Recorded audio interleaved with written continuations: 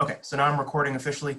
So the purpose of today's introduction is to walk you through the construction of the labs for the summer semester. So basically, first we're going to go through the lab syllabus and schedule for the classes. The schedule, we tried to make it as no nonsense as possible, but considering how compact everything really is, I'm sure you noticed that there's kind of a lot of stuff going on. So we'll talk about that, and then we're going to tour the BBlearn shell a little bit more so that you guys know where everything is supposed to be, and then we're going to go through the getting started shell for the labs, which I'm going to let you attend to after we're all done here. And then at the end of the video, you're going to give us a lab safety contract, or at some point before next week, you'll give us a lab safety contract. So we'll talk about that. But does anyone have any cursory questions just before we begin? And we'll get started with the syllabus. So the lab safety contract requires that we go over our stuff that we're getting through the mail. What if we don't have that stuff yet? Okay, so if you don't have anything yet, great question. So they are having some shipping issues, so you might not receive something before the end of this week, and hopefully you do next week. We'll address that with the schedule, and I'll show you that we have a little bit more time for you to worry about that stuff. But as far as the lab safety contract, I'll have you go through the whole getting started and the actual chemical safety tab. And as long as you go through those, I'll be comfortable with you signing the lab safety contract. Because it's really going to be no different. I mean, it's basically just asking you to pay attention to the directions and wear all of your lab safety equipment. So as long as you understand the general concerns, I'm not too worried about you having the kit before you actually forward us the contract. So, speaking of safety regarding the kits, how, I suppose, dangerous are they?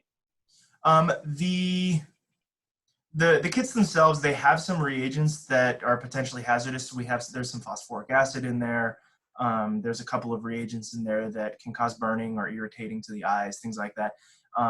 But as long as you're operating within the scope of what you're doing, so in terms of like it being on your bench directly in front of you while you're sat down or standing up, wherever you're at if you're in your kitchen, as long as you're wearing all of your safety equipment, it's really not going to pose any extra hazard to you. So the volumes that we're working with are really, really small. So if there is a spill in your house, it's really easy to clean up. And that stuff will be covered a little bit more in that chemical safety detail that you go through. So. Okay, then my follow-up question to that, would it be advisable to get any sort of work service? The backstory is I'm in an apartment right now, and damaging something with the spill or staining due to the security deposit is a concern. Okay, good point. I didn't think about that. So if you all want, there is something that you can get, and it might just be a quick trip to Walmart or maybe an Amazon order, but I don't really want to ask you guys to order on Amazon just because they're a bad company and also they're overwhelmed right now anyways.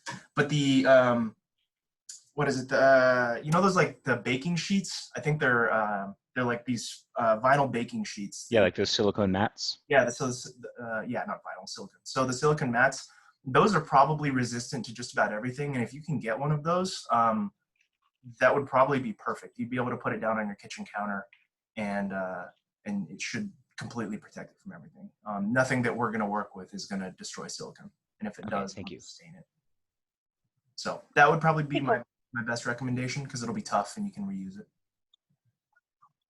Hey Cole, what about like disposal of the reagents? Is there instructions on how to do that safely from home? Yes, there is. So every and we'll go through that when we get into the getting started stuff. So I'll actually show you where it says how to dispose of all of the reagents appropriately and everything. Because most of these things are in small enough volumes that we're able to throw them away as long as they're within a waste container. So you will review that. Awesome, thank you so much. Will lab be sent out through email every week? Well, every lab section? It won't be sent through email. It'll be sent through, it'll be posted up onto BBlearn. So, and we'll actually talk about that in the schedule here in just a moment. Okay, thank you. Yeah. All right, so good questions. So let's go ahead and just get started with the syllabus, and hopefully that'll answer some of your other lingering questions right now. So I'm going to share my screen. Let me know if anyone has troubles reading this. Is everyone able to read that okay? Cool. So you should all have the syllabus as well, but just note, I just reposted a new syllabus. So if you've opened the syllabus within the past 5 or so minutes, you probably have the updated version, but I literally just posted it as we started the video. The only thing that really changed is the way that we're dealing with how we're releasing the information on the videos, and I'll explain that here in just a sec. But so starting off, I don't need to go through the introduction, we've already done that, but basically our kits are being ordered through eScience Labs right here, and hopefully you already have ordered your kits. Again, they're experiencing some shipping issues, but we'll talk about due dates and stuff here in a moment. And then you should all have the undergrad chem website, which should be how you got here in the first place. So we're gonna go through, if I can get this to stop highlighting. There we go. We're going to go through the general breakdown of the labs. So first, we have a total of 9 labs in the semester. Of those 9 labs, 5 of them are the eScience Labs kits. So those are the kits that you just ordered. And then the 2 lab videos, those are videos that we've pre-recorded, and then you'll sit down and watch. It'll basically be looking through the eyes of somebody in the lab. And those worked well for our students in the last semester, and we're going to provide a pre-lab video with those as well. And then there's also 2 lab worksheets, the first of which is acid-base worksheet starting actually tomorrow. It's on the schedule, it's tomorrow, but I'm actually going to open it up today. And yeah, so there's 9 labs total, and you have to submit a total of 8 labs throughout the semester. Okay, so because you're working from home, and we have one larger due date, which I'll talk about in a sec, it's gonna be really easy. There's a large window for you to be able to turn your stuff in. So for the most part, if you're having technical issues and all of that, there really should be generally no excuse. There are exceptions, and those are things that you can work out with your TA, myself, or Jackie. However, in general, we're really going to be sticking to the due dates. Stuff is moving really fast this summer, and I know that online classes are hard enough, but you just gotta, it's your responsibility to stay on top of the due dates. So you have to submit a total of 8 labs throughout the semester. So you can miss 1 lab, and then that will be fine. You actually are not even penalized for it technically, because the 9th lab is technically extra credit. So if you submit all of the labs throughout the semester, and then the very last lab, you just, for whatever reason, forget about it, you could still potentially earn a 100% in the lab. I'll show you the point breakdown here in a little bit at the bottom of the syllabus so that makes more sense. But does that make sense for everybody in terms of missing the labs? So you can only miss 1 lab, and then the second lab that you miss is cause for an automatic failure of the lecture and the lab. And just to explicitly concern, the missing a lab or not missing a lab is dependent on turning in said lab. Correct. Okay, thank you. Yes. So you have to actually submit the lab, and at the end, let's say you totally spaced on it and you didn't have enough time to finish the lab. Turn in what you have, and as long as it's before the deadline, we'll be able to accept it, and you'll get a few points, and that's better than nothing. So if you've already missed 1 lab and you're afraid that you accidentally are going to miss the next one, then just submit something and we'll make sure to grade it, and then that way you've got a grade in there. But basically, if there's nothing submitted in the system, it counts as a completely missed lab. That's like your attendance. So your attendance, your only real attendance for lab is just making sure that you're submitting things on time. So you don't have to be in the office hours. You don't have to be at a synchronous session, because we can't ask people who, especially who may be in another time zone, to be at a noon to 3, which might be midnight to 3 for other people. You know? So that would be a little bit unfair. So the only thing is due dates. All good there? Where would we find like lab guidelines or like the lab format thing? How they're supposed to be written, whatnot. Oh, you're talking about the lab template for like Yes. for your notebook? Okay, so we'll go through those here in just a sec as well. That's actually going to be released each week with the specific lab, just because there's like specific data tables that go with it. There's specific pre-lab questions on the lab template. So I'll show you one of those here in a little bit. Okay. I just have a quick question about the due dates. Are all those going to be posted like with the labs when they're due? Yeah, actually, so here, that's part of the new schedule that I sent out. So if you can see here, here are the due dates for everything, and we will go over that in just a sec. Okay, perfect. Thank you. Cool. All right, so let's go through the lab format itself. I just want to kind of describe the general workflow to you all first, and then that will give us, then we go into, let's see, accessing the lab protocols, and then the lab schedule. Yeah, so let me go through the lab format, and then we'll get into the lab schedule here in just a sec. So the lab format itself, you are not required to purchase any extra materials on top of what you've already bought for the lab kits. So the lab kits should have your goggles, your lab apron, and your gloves. So all of your safety material is provided to you. If you didn't receive something, let eScience Labs know and they'll have something forwarded to you, or you can also purchase nitrile gloves or something like that online if you need. The lab notebook itself, as I just mentioned, is going to be provided to you with each week's worth of experiment.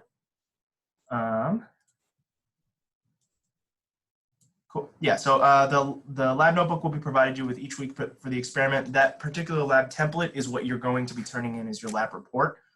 So the lab template has pre-lab questions, data sheets, things like that.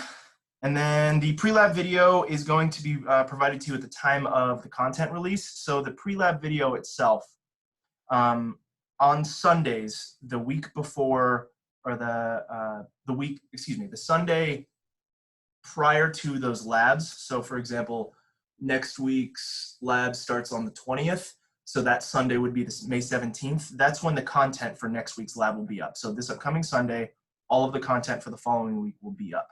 And that includes your actual lab. I'm going to post up both of the labs for Wednesday and Thursday. You'll have the pre-labs, which the TAs will be filming, and we'll have up for you on Sunday as well. And the pre-lab quiz will also be open. Yeah. So for the pre-lab video itself, there's going to be a brief quiz. The quiz that I just mentioned is going to be associated with the pre-lab video. The pre-lab quiz isn't meant to be hard. It's really just meant to make sure that you went through the background material.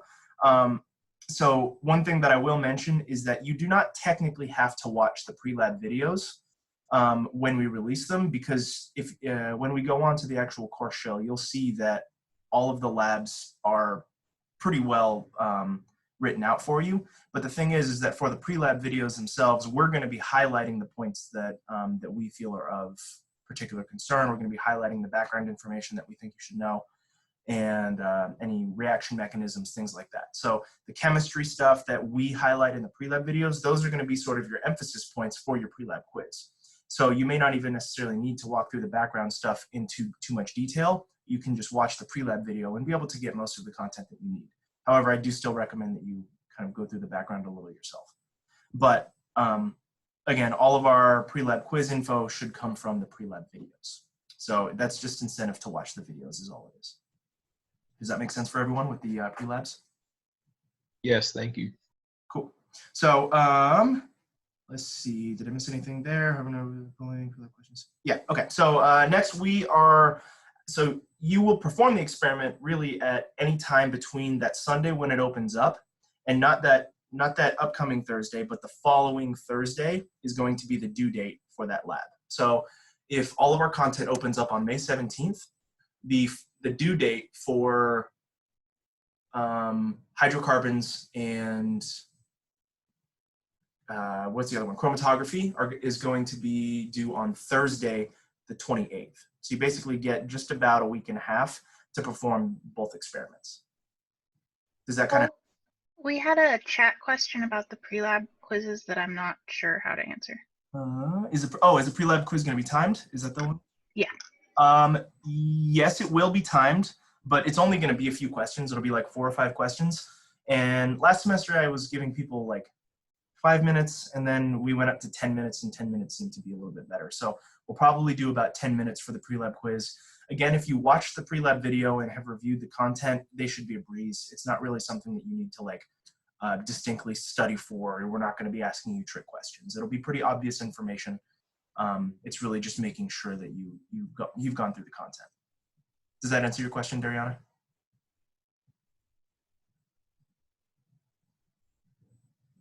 Cool. All right. So, yeah, so you're going to be performing the experiment at any time in that 2 weeks. However, your Wednesday and Thursday section TAs, Emily and Paul, will have done the experiments and can help you directly with the actual experiments themselves. So if you need help on an experiment, tune in at this time on Wednesday or this time on Thursdays, and you'll be able to get help from the TAs in terms of the actual experiment. So if there's just something that you're hung up on, there's a piece of the procedure that just makes absolutely no sense, then they can kind of help you troubleshoot that. So next question, are the nature of the pre-lab quizzes procedure-based, mechanism-based, or both? We're not going to ask mechanism questions. Again, that's stuff that you really have to study for and you really need to know. It's going to be more matter-of-fact type thing, so it'll be procedure-based. Some of the background facts, like in a saponification reaction, like what is the nucleophile or something like that, or what is the electrophile. So it'll be things that are relatively obvious for those reactions. Hopefully that helps. Okay, so then you're gonna complete the lab report template and submit the experiment prior to the exam due date, and we're gonna go through all of the due dates for each of the weeks here in just a sec. But does that general layout kind of make sense for everybody? So it's everything opens on Sunday, and then the week following it's due on that Thursday. So you have almost 2 weeks to be able to complete the labs for each week. And in some weeks, there will only be one experiment. Like on exam weeks, there's only going to be the one experiment that you'll have posed to you. So it won't be nearly as busy for those weeks. Is that cool? Okay. Accessing the lab protocols. So we are going to talk through a little bit more about accessing the lab protocols when we go through the BBlearn page, but here is a brief little paragraph for you just to kind of open you up to it, but it's basically going to be on the BBlearn lab homepage, and you'll see it on the left side menu. We'll go through that in just a sec. But right now, I would like to go through the lab schedule and these worksheet labs right here. So worksheet labs are going to be a little bit different in terms of their submission. So there's no pre-lab component to the worksheet labs. The worksheet labs it's essentially just homework. It'll be just sort of extra homework for that particular week for you. And so, for example, tomorrow's acid-base worksheet lab right here, this acid-base worksheet, it won't have a pre-lab associated with it. You're just going to open up the acid-base worksheet, you're going to fill it out, and then you'll resubmit it electronically, however you happen to fill it out. So most people are probably going to be printing this and then trying to take a photocopy and scan it and then upload it onto BBlearn. And I'll show you where to upload that. But if you have the option, you're also capable of taking that the acid-base worksheet, and you can write on it electronically if you happen to have like an Apple Pen or a Surface tablet or something like that. You can write on it electronically. You just have to submit it electronically to us. And the due date is going to be May 21st for all of the acid-base worksheet, and then some of the stuff that we're going to be talking about at the end of the day for intro. So again, everything opens up on Sundays, and then it is due that following Thursday. So we're going to look here. So chromatography and hydrocarbons. So these are the very first two experiments. You'll notice that all of the experiments here in bold are the ones that are going to be from the kits themselves. The ones that are labeled worksheets are just the worksheets. And then the reduction of ketone and aldol condensation video are the only two actual demo videos that you're going to be going through. And then again, your final exam is going to be the week of like the second to last week of June right here. So we don't have any experiments that week for good reason. And I'll go over this final lab check in just a moment. But chromatography and hydrocarbons starting next week is going to be opening on May 17th, and then it will be due on May 28th. And then May 28th is obviously the day after your exam, so ideally you all would be completing this before your exam so that you're not stressed out, or you're complete it sometime after the exam. But you do have essentially until the end of that Thursday to be able to turn in all of chromatography and hydrocarbons. Aspirin analysis is the only experiment for exam 1 week. and that will be due on June 4th. So everything you need to know here about due dates is just right here. So if you have any questions for due dates, look here. If you need any other clarification for when stuff opens up, it'll usually be on Sundays. If for whatever reason, like it's getting to be like Sunday at like 8 o'clock, I'm gonna, so I have to do all of this stuff on Sundays. Sometimes I might be a little bit later than like 5 p.m. I'm trying to have it towards the end of the day on Sundays each week, but it really just kind of depends on what content we have going that week. On weeks that there's only one experiment, I'll be a lot faster for sure. And then on weeks that there are 2 experiments, it might be a little bit slower, but it will for sure be out by Sunday, Sunday evening. Final for the lab itself. There is no final for the lab itself. Thank you, Emily. Yeah, the no final for the lab. There's no practical or anything. It's just going to be the experiments. So you're only getting points for the experiments. So does the schedule, before we move on to the point breakdown and the grading rubric, does the schedule make sense for everybody? It does. Good. And now is totally the time to, for the other 54 people, it's totally okay if something doesn't make sense. Please just interrupt. I promise it'll be fine. Everything good? All right, so let's go into the actual lab point breakdown. So I'd like to kind of go into basically where you're going to be getting your points for each experiment.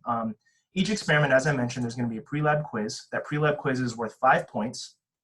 You're going to be taking that on BBlearn, and it will be open until the lab is due. So you have the entire time, the whole 2 weeks to be able to perform the pre-lab quiz. However, do not forget about the pre-lab quiz because this is essentially your attendance for the lab. So the pre-lab quiz, you have to turn it in before we can grade your lab report. Okay, so if you miss the pre-lab quiz and then you turn in your lab report will be a 0. If you miss the pre-lab quiz and you also don't turn in your lab report, so if you just completely missed both of those, then that counts as a completely missed lab, okay? So hopefully that makes sense. The pre-lab quiz and the lab reports, everything is due on the same day. So it makes it really easy for you to remember, oh crap, I just forgot about the pre-lab quiz, I need to go take that. But ideally, you would be taking that after you watch the video. So the pre-lab quiz opens up on the Sunday that the lab does, and we have until the due date to complete it. That's correct, Jackson, yeah. Okay, so pre-lab quiz opens up, and then it's due on the same day that the lab is due. The lab report itself, that is essentially just the lab template, which I'll open up a example document of the lab template here in a bit. And the lab report itself is going to be the bulk of your grade. This consists of your some pre-lab questions that pertain specifically to the experiment, the chemical safety table, the lab purpose, the procedure, data and observations, conclusions, discussion, and any associated lab questions, okay? So most of this stuff, it sounds like a lot, and it sort of is, but a lot of this stuff can actually be done during the lab. For example, the procedure, you're going to be writing that stuff down as you go through the lab, or you write it all down before you go perform your lab, and then you have it all done. Data and observations, that happens throughout the lab, so ideally you would be, let's say as you add a reagent and you see a color change, you're going to be recording that color change in your observations.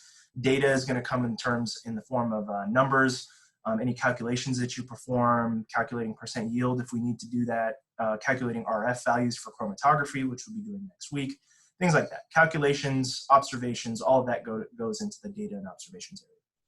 And then there's a conclusion and discussion and post-lab questions. Again, the post-lab questions will be pretty easy. It'll really just be kind of just like summing up information. Most of it will be generally not too complicated. And then the conclusion and discussion doesn't have to be particularly long. It's really just going to be a quick summary of anything that really went wrong in the experiment, so any errors that you encountered, and things that you expect from future experiments. This is just like looking forward, how would you improve the experiment in a following experiment, and things like that. So we have an actual conclusion and discussion guide that will help you move through creating a conclusion and discussion. That way, as you go throughout the semester, writing a conclusion or discussion is gets a little bit easier. So something that I've stressed, and some of you who may be retaking the course, you've probably heard me make this statement multiple times. The conclusion and discussion, this, although it's not worth a ton of points, and it's really relatively easy. It can sort of stress people out because they're not really too sure of what to conclude or how to discuss an experiment. But I do want to tell you that the conclusion and discussion really is the most important part of scientific research, period. So scientific work, if you're in the STEM field, if you're in the engineering field, you have to be able to explain your findings. You have to be able to talk to somebody about what the numbers mean. Remember that just because math is the language of the universe, you still have to translate it because not everybody knows it. So conclusion and discussion is the most important skill that you can learn here. So what we're really trying to do is structure the lab in such a way that you can foster communication skills through creating a brief and concise but very thorough discussion. Okay, so that's really what we're trying to go for here. So we want you to be brief. Yeah, what's up? Oh, finally, it's working. When do the pre-lab quizzes open and when do they close? So the pre-lab quizzes open on Sundays when the lab are released, and then they'll close on the Thursday that the labs are due.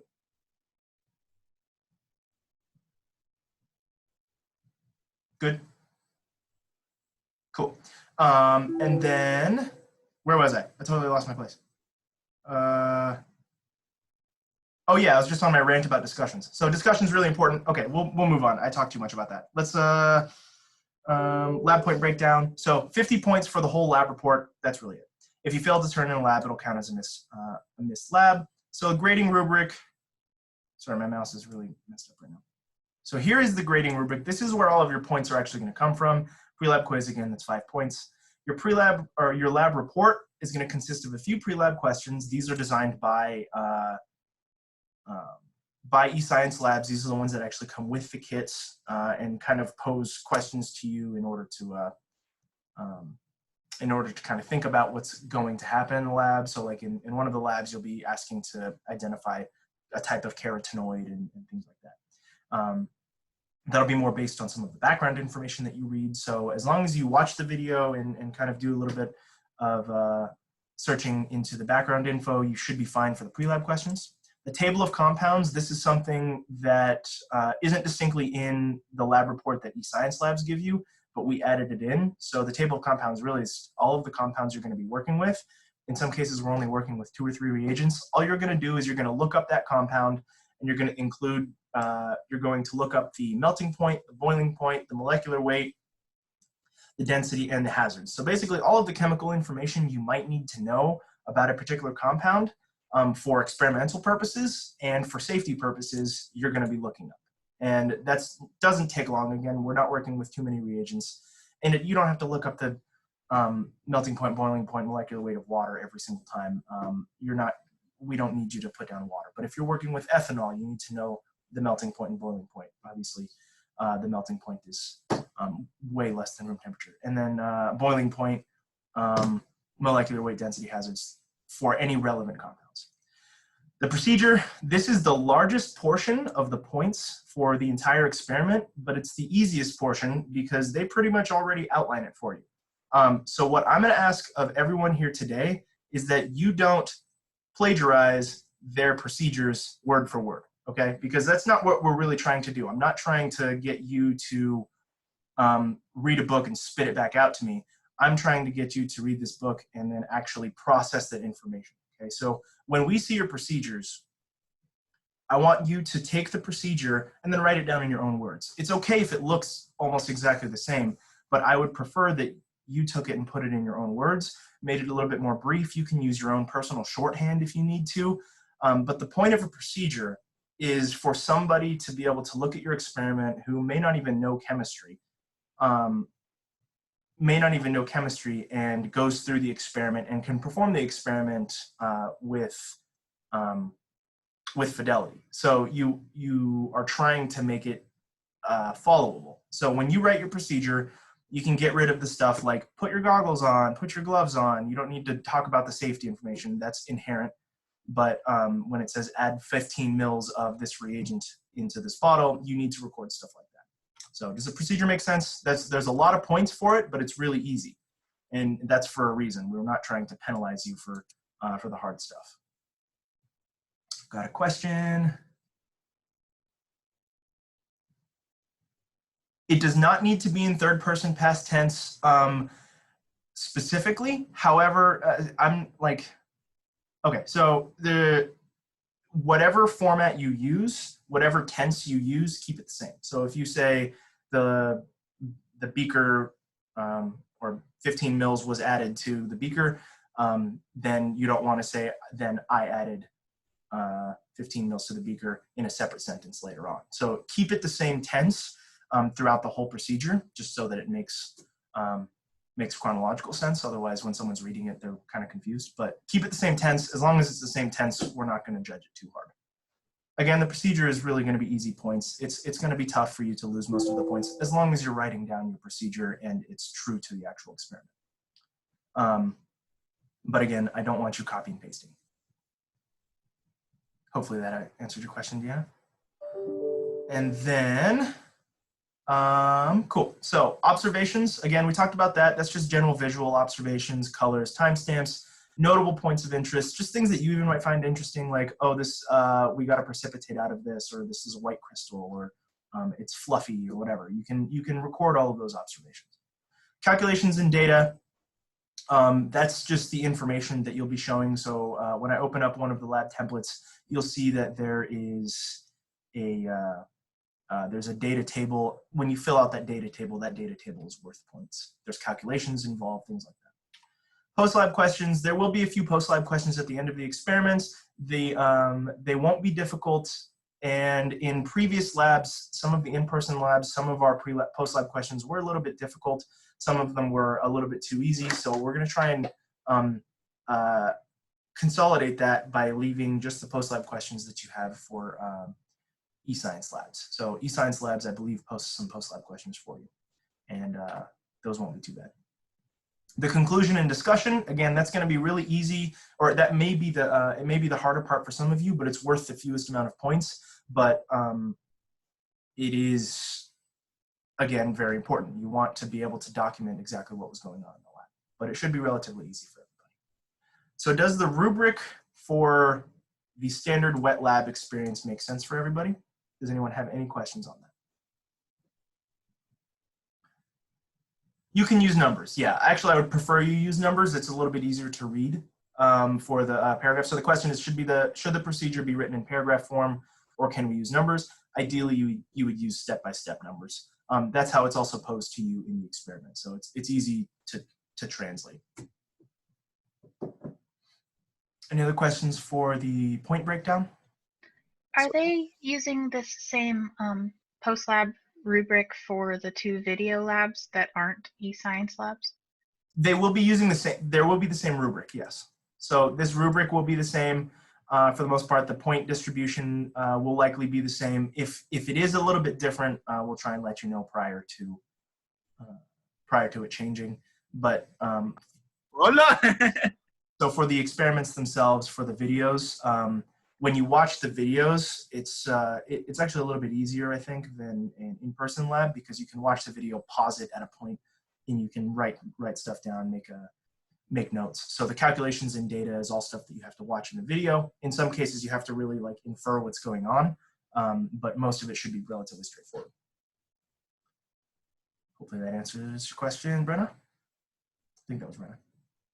And then, okay, so let's keep going on for the rest of it. So the worksheet itself, these are worth, it says 50 points here and then 55, it's 55 points. We wanted to keep all of the lab days worth the same number of points. So a total worksheet is worth 55 points, but there is no quiz associated with it. There's no post-lab questions, it's just the worksheet.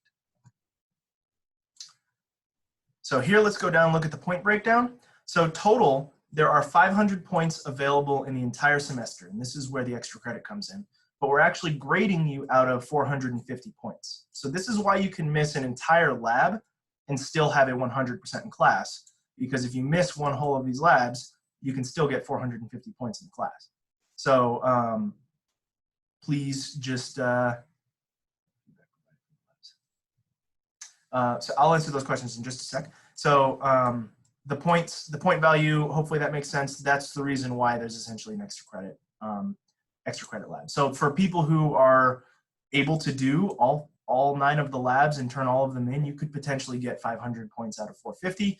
That's what, like 109%. So you can definitely get a higher than 100% in the class. And just know that percentage does translate to your lecture. So if you get a 100% in this class, that's like an extra 1 or 1.5, I think, maybe 1.8% in your lecture that you could potentially need. That could be the difference between an A and a B or a B and a C, something like that. So just know that the point value does translate to your lecture. And also note that, I'm sure Jackie talked about it, but our lab is worth 30% of your lecture. So if our lab was 30 points and you got, so if you got a 100% in the lab, you could potentially get 31.8% or whatever that is. Does that make sense for everyone? Yeah. Cool. I got a message that says, do we have homework? Your homework is the lab itself. You don't have any extra homework for, in terms of like answering extra worksheets or things like that. You only have the labs that are stated right here, and these each are available, as we mentioned, through the lab schedule itself. And Jordan asked, is feedback provided for the labs? If you mean like when it's graded, here's how to improve, your TAs will be giving you notes and comments on like, hey, this is how you can, like, hey, this point was really irrelevant in your discussion, or maybe you can make this point in your next discussion. Your TAs will be providing you a little bit of feedback there as well. Is there a way to download the worksheet labs onto our computer and type it up in software like MS Word if we want to submit it electronically? Yes. So if you do that,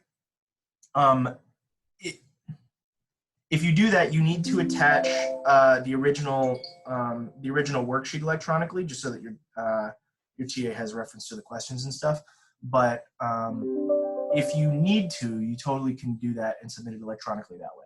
But I do ask that you submit it in a PDF format. So if you do download it in a Word format, which I think the worksheet labs might be in a PDF already, so you would just have to get it converted to Word. If you are working on a Word format, you just have to convert it back to PDF when you submit. Don't submit Word documents, submit PDF documents. Hopefully that answered your question. Alicia, can we send our lab reports before the due date and have them reviewed to potentially get a better grade? Once you submit it, that's the grade. You're going to be getting it. But when you tune in to your TAs, when you tune into your TAs office hour sessions, you're totally capable of saying like, hey, does this make sense? Is this procedure fine? And preferably you would tune into the TA who's specifically grading you so that you have more distinct feedback for how they're liking to grade. But in terms of the actual feedback there that you can get, you can't submit a grade for a grade on BBlearn and then have it redacted beforehand, but you can just talk with your TA. That is totally okay. Is the acid base lab worksheet opening today or Sunday? So today's the only day that's going to be opening an extra, basically a few days early. The acid base worksheet is opening pretty much after we're all done here. I'm going to go post it up online so you guys can start working on that. Cool. So unfortunately, another question about the homework, extra homework or extra questions and stuff. You do have extra questions in the back of your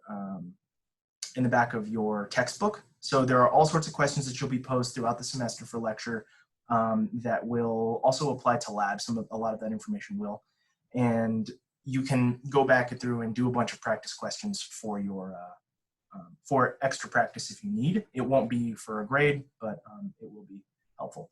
If you do, to the person asking a little bit more, if you want, we can stick around afterwards and I can talk to you a little bit more about that. Okay, does anybody have any other questions before we move into the actual tour of BBlearn? We're getting pretty close to the end here, so I just want to make sure that everyone has their questions answered before we go into BBlearn. Everybody good? Okay, so can everybody see this? Okay, where can we find the worksheet? Perfect timing, because now we are in the BBlearn section. So when you come to BBlearn, you'll be able to find all of your information up in here. So CHM345 Summer 2020, this is your lab homepage. I just kind of moved this stuff out of the way. Daria, I'll answer your question in just a moment. I'm gonna go through this BBlearn stuff first. So I might not be paying attention to the chat for just a little bit. So if we do have any major questions, I'll try and get to those in a bit, or Brenna or Emily just interrupt me. So the lab homepage right here. So when you come into your BBlearn tab, yeah, you can still see it. BBlearn tab, you'll see everything over here on your left. As you can see, I have the student preview mode on. It doesn't look like this for me specifically. But the lab homepage right here will take you to this page right here. So lab homepage, I'll always be updating the announcements tab for what's going on for, excuse me, for that particular week. I'll be updating you on relevant information, due dates. I'll always post information here, just general information that you're going to need to know. If there are any major announcements or major changes to a grading rubric or anything like that, I will always email you, or the TA will email you. You will always receive some sort of email communication with regards to major changes. So please stay on top of your email for the next 6 weeks. It will be really important, and I'll try and send multiple emails as we go through. But that's where announcements will be. Summer 2020 labs, this video right here, this was made by Ryan Rice for our general chemistry labs. Let me just open it up really quick. If you go here, it's only like 2 minutes, but it basically kind of walks you through just some general information about how to actually go through the labs. So you can see that it's an actual web link. It brings you to our YouTube page. So I'm gonna close that back out. And then we also have this opening your kit video, which I just recorded yesterday after we received our kit. Gosh, should be marinating in bacon grease. Marinate in the bacon grease, definitely. All right. Oh my God. All right, so the opening your kit video right here is going to be, it's a little bit longer. I think it's like 15, 16 minutes, but this is a video that I want you to open up when you actually receive your kit. If you haven't opened your kit, or if you've already gone through your kit, then awesome. But I recommend watching it because you really need to make sure that you go through your kit and double check the reagents, double check the packing list, and make sure that you have all of the experiments you need. eScience Labs, they're, and I even mentioned in the video, they're servicing literally hundreds of thousands of students right now across the world. And they're a small company of like 60 people. So you can only imagine how tough everything is for them right now. And not that that's necessarily an excuse. Ideally, we would still be getting, you know, good shipping times and lead times from them.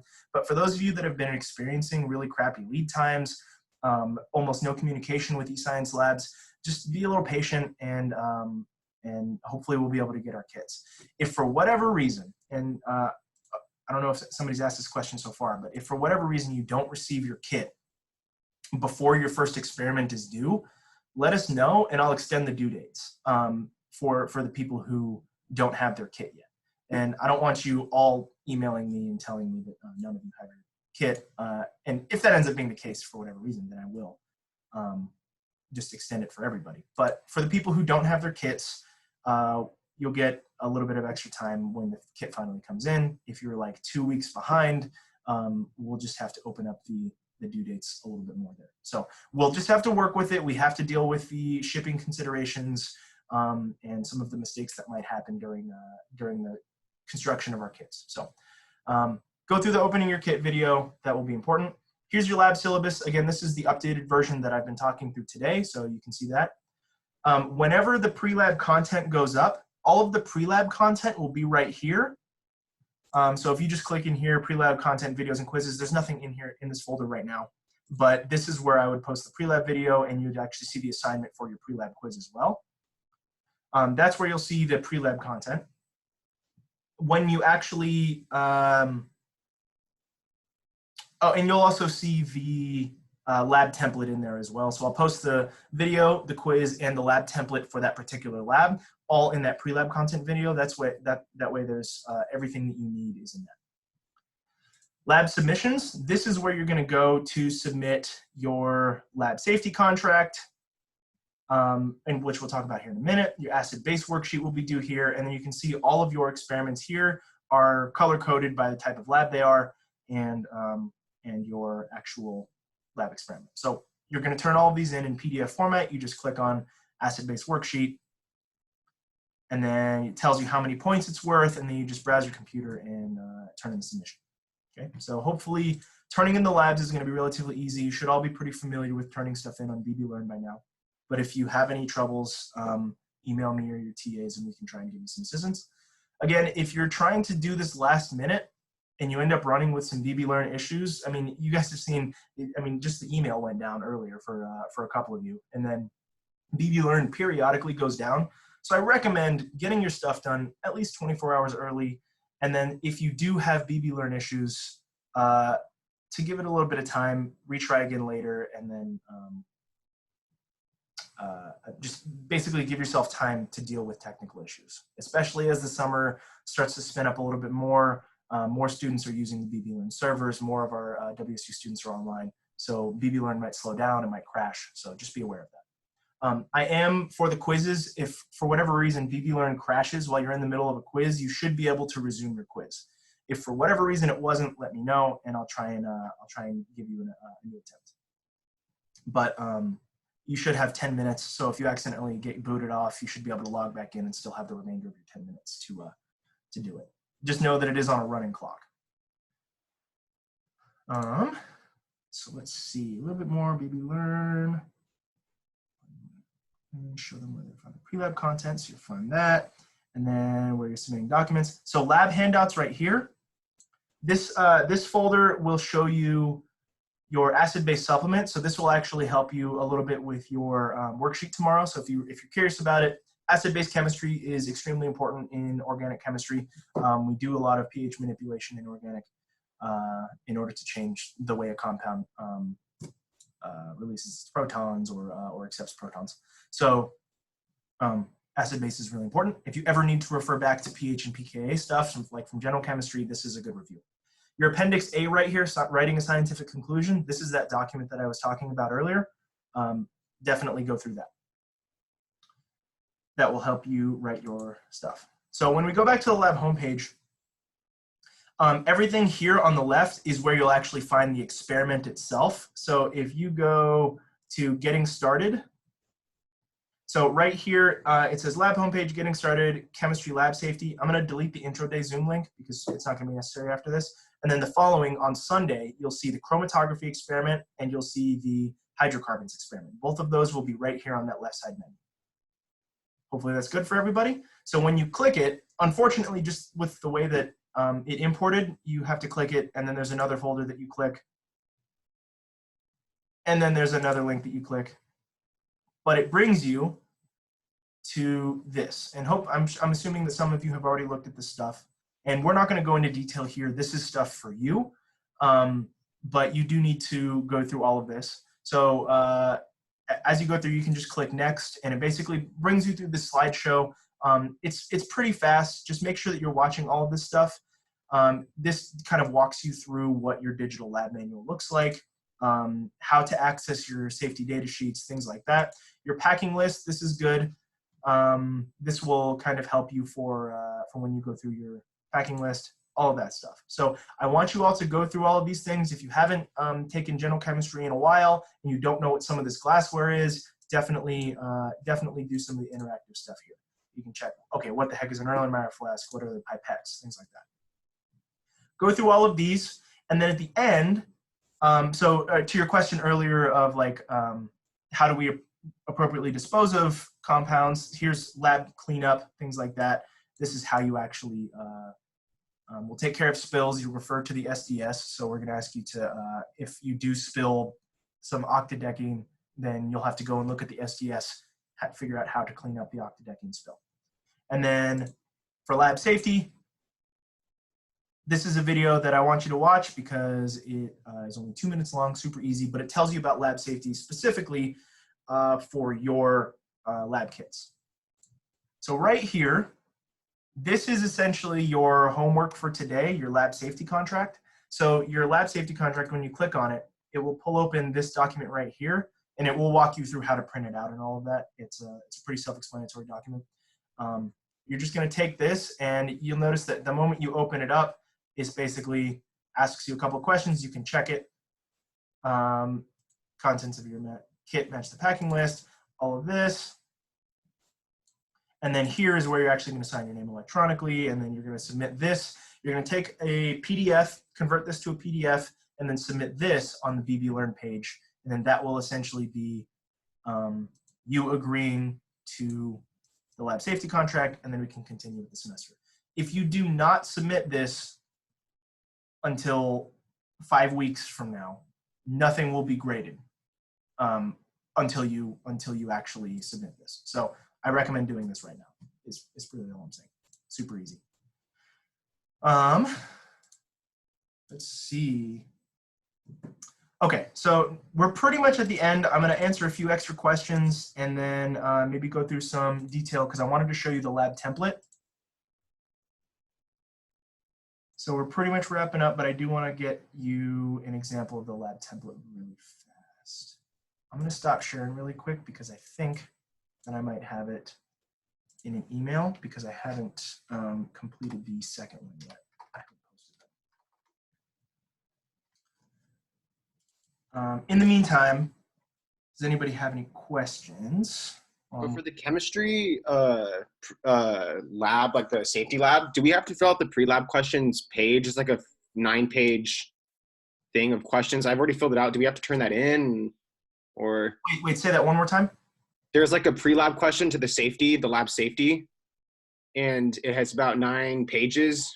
Oh, you're talking about the lab safety, like the interactive quizzes that are. Yeah, you have to fill all that out. Oh, so like the knowledge checks and things that you guys will go through when you see the actual content on those slideshows. The knowledge checks aren't graded. That's really for you to make sure that you're understanding. Oh no, this is like a Word document. It has like pre-lab questions, exercise 1 post-lab questions, chemistry lab safety questions. Like what would you use to measure 3.5 grams of a dry powder? Include all pieces of necessary labware. So that is not going to be, that's not going to be due. I'm not requiring you to do that. I don't think I've actually seen that document. I don't know, I fell down a rabbit hole on eScience and I found it. Nice. No, that's not going to be, oh, it's on the chem lab safety. Sorry, I got a little sidetracked here. Yeah, it's chem lab safety. Sorry, that was my bad. So that document is not going to be due for everything. We're not going to grade that. I really just want you guys to actually go through and understand. Yeah, so the assignments begin the lab drill and go to quiz assignments and procedures and stuff like that. You don't need to do that. But I do recommend that you go through the you don't need to turn it in for grade, but I recommend that you go through at least exercises 2 and 3. So I'm going to open this up so that you can see what we're referring to here. So again, I'm putting some responsibility on you guys to be understanding that there are some potential hazards, but nothing is too dangerous. But you do need to be aware of how to clean stuff up. So when you go into your onto the BBlearn page, the chemistry lab safety is what Kevin was talking about. I believe that was Kevin. Yeah. And when you open up this set of slideshows, it's going to be another document. This I do want you to look through. This is your chemistry lab safety drills. And then the assignments and procedures down here at the bottom, identifying common labware. If you haven't been in a chem lab in a while, I recommend doing that. Reading the safety data sheet. This is really important. You need to understand how to read a safety data sheet. So this is good. And then your neutralization. This is if you accidentally spill an acid, you need to know how to neutralize it with a base. So that's like having baking soda and things like that around your house. So those will be good exercises for you to go through, but I'm going to put that on you. And that's basically when you sign that lab safety contract, you're basically telling me that you've gone through and you understand these things. If you do not understand something, this is why you have a week and a half to be able to turn this in. If you do not understand something, if something doesn't make any sense, let me know, let your TAs know, and we'll help you out with it. So please just sign the document in good faith. Don't let this just be like, I swear if I see anybody turn it in the next like 5 minutes, I'm gonna be upset. So please just actually, give it some consideration, read through the safety because you're doing this in your own house. I don't want you spilling something on your cat and and then, you know, blaming me for it. So let's see. Oh yeah, so I was going through the lab template, finding that. Cool. There's Yes. some chat questions about the safety contract. Okay. Trying to find the chat. Chat disappeared.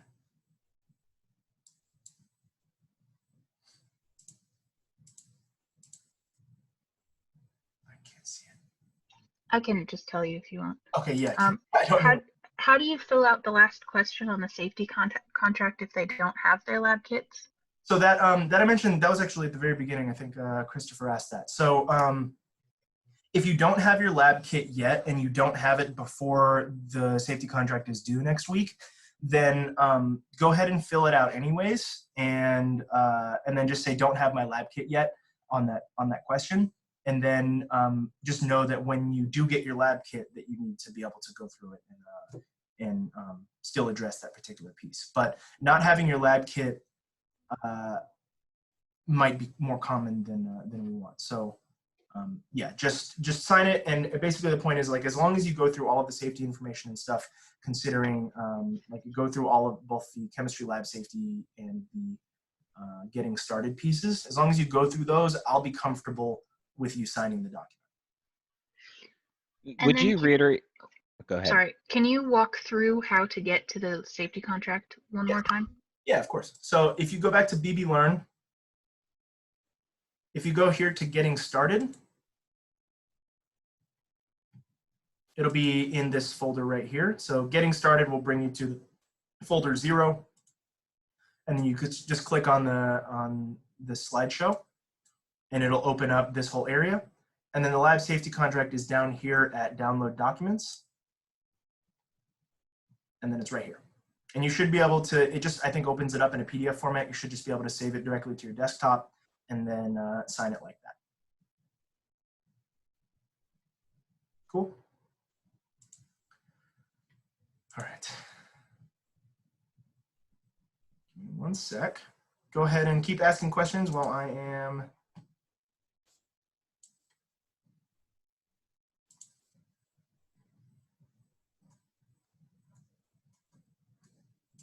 going through this.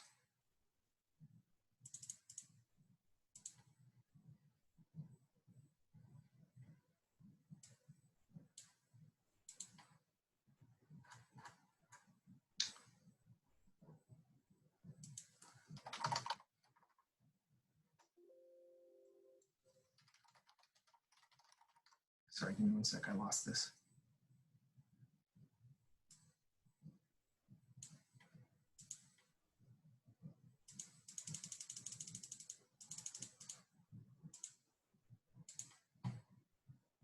Okay, so this isn't the final version of this chromatography one, so but I just wanted to kind of just show it to you real quick. So we'll end right after this, so hopefully I'll be able to answer the rest of your questions. All right, so when you actually, so in your lab homepage and you go to the pre-lab content, you'll also find this for each experiment. So the experiment 1, paper chromatography of carotenoids, you'll see a chemical safety area, your pre-lab question area. So you'll see you've got a few pre-lab questions right here. And then there will be a space for your procedure. So actually, hopefully you all can see this. I hope it's not like too blurred for you. Here we go. So you'll actually see a space for your procedure. So you have space to answer your questions. Again, this is a Word document that I'm not able to edit, but because I opened it in protected view. So this is a Word document that you can go through and you edit. So you like ethanol, molecular density, molecular weight, density, hazard, stuff like that. You can answer your pre-lab questions, like which of the following carotenoid structures below would you expect to have the lowest RF? As long as you go through the content, that should make sense. Stuff like that. So for procedure, this is the space that you're going to add in your procedure. Again, you can add it in however you want, but I have an example right here for how I might start my procedure. And then you can just erase this and then start over with 1. Okay. and I have it in red, but change your text back to black. So your data sheet, this is where you'll actually enter in all of your data for the particular experiment. This is, so like you'll actually be doing a little bit of calculation and some measuring with your ruler. You'll attach a picture of your chromatogram. If you're having a hard time attaching a picture, you can draw one on Paint. Just make sure that it's as true as you can get it. But the picture of your chromatogram, ideally, you can just take a picture with your phone and then email it to yourself and then download it onto this document. Here are your RF calculations. These don't need to be too crazy. However, I want to show you a quick tool that you can use to make it look neat. So you can do, like, you'll learn this next week, but RF is equal to the distance the solvent, or the distance the spot traveled divided by the distance of the solvent. And so you can have it look like this, or you can insert an equation. You can go RF is equal to ds divided by dsol, and then it does this for you. So you can use this, and it puts it right here nicely in the middle of and you can also insert all sorts of different equations and stuff like that. So if you're a neat freak and you didn't know about it, then you can use this. If you're ever doing scientific papers, writing papers, this is an excellent way to add in some equations into your stuff. Anyways, moving on. And then you'll see post-lab questions for some of your information, or for the labs themselves. And then this one doesn't have it, this draft doesn't have it, but you'll also see under your post-lab questions, there will be a discussion section, and then this will just be where you talk about the lab. Okay. So this is going to be the lab report template. It will be a specific lab report template for each experiment, because obviously each experiment has its own post-lab questions and stuff like that. It has its own data table. So hopefully that makes sense to everybody. And again, you'll be able to find this document if we come over here into BBlearn. I'll show you one last time before we head out. It'll be in your lab homepage, and you'll find everything you need in pre-lab content right here in this folder. You'll find the video, the quizzes, and the lab templates. Okay, let me just go through the chat and make sure. But if everyone, if you all don't have any more questions, and roommates making breakfast late and walked in, nice, that's okay. How do we fill out the last question for the safety contract?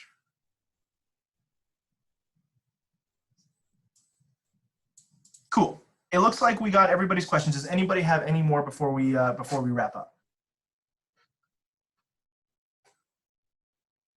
So for the template that you just showed, we would download that, fill it out, and convert it to a PDF and then submit it? Correct. Okay, thank you. Mm-hmm.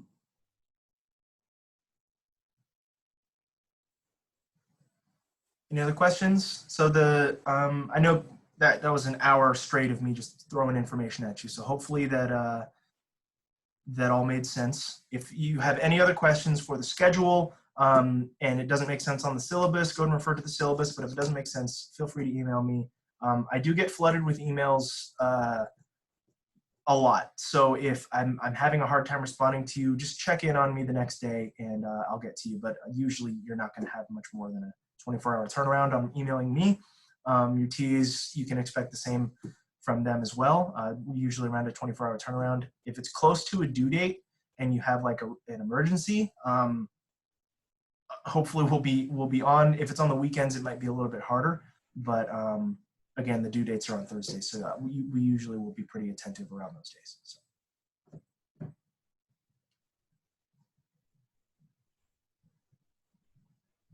Is everybody okay with all of that? All right. So just some last stuff to leave for you. I'm going to open up the acid-base worksheet. I did get a question on where the acid-base worksheet is going to be posted. That will be on the lab homepage. On the left side. I'm going to post it into a area just below the chemistry lab safety tab. So it'll be on that left side black menu here in just a bit. And sign your lab safety contracts. Make sure to get those in before next Thursday. And then just keep us updated with kits. Just be patient. Maybe email eScience Labs and ask where your kit's at. Actually, maybe just, if everybody can, before you go, please just go ahead and give a quick thumbs up. Not like in the video. You can actually just go and like click. I'm trying to find out. Oh, you can go into reactions and then just give me a thumbs up if you received your kit. Sorry, you guys are all. I've not received it, but I do have tracking for it. You do have tracking for it? So yeah, I'd like everyone to give me a thumbs up if they have received their kit. Or if they have some, or if they know have tracking.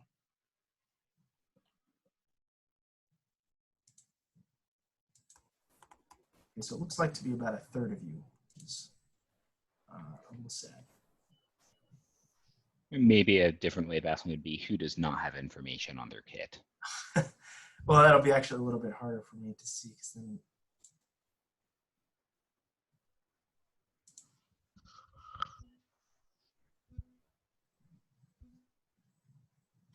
Okay, so Demetrius, if you, okay, so you have your kit, so you can use the stuff. Autumn, you got some missing / broken. Okay, Autumn, definitely give them a call or email them. No tracking from Irene. Jordan, give me a thumbs up. See if you keep it. Just got a notification that it's arrived. Okay, so it seems like it's kind of all over the place. Some of you have received it, some of you haven't. Just definitely stay up on top of it and let me know if there's any issues coming up into next week. If you still haven't received it, again, you have basically until May 28th